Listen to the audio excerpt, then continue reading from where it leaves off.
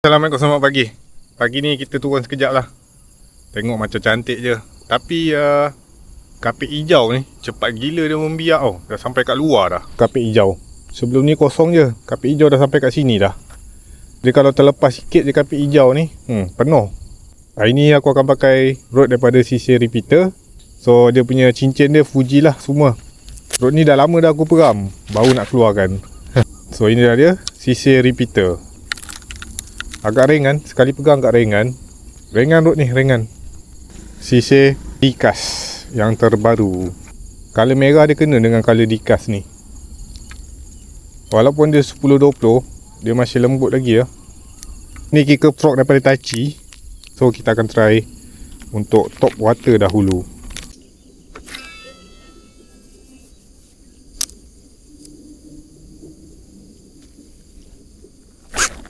Aduh, tak kena. Kalau korang beli kicker frog daripada Tachi, kalau korang pasang biasa je, dia akan selalu tersangkut dekat rumput, dekat samai. So korang kena buat macam aku ni. Beli manik ni, beli manik getah ni, letak di bahagian depan dia ni. Letak kat depan dia ni, baru sedap korang main. Baru sedap korang casting, baru dia tak tersangkut. Sedap lah, memang sedap. Buat macam ni. Ni tips lah kalau tak nak cukai. So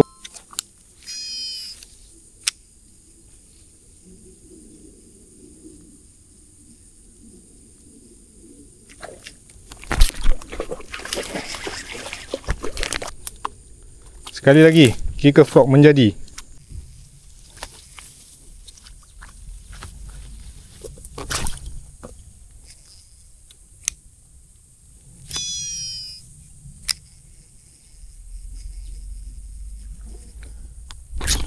Okay, strike.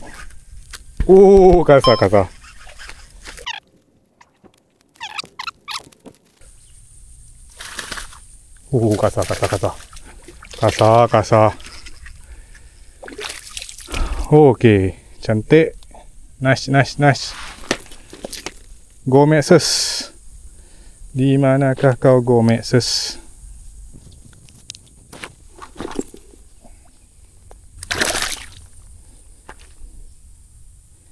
Jom kita lepaskan balik.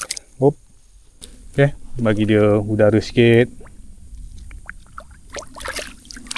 Kuat ikan ni. Macam biasa kita CNR. Kita lepaskan dia. Padu.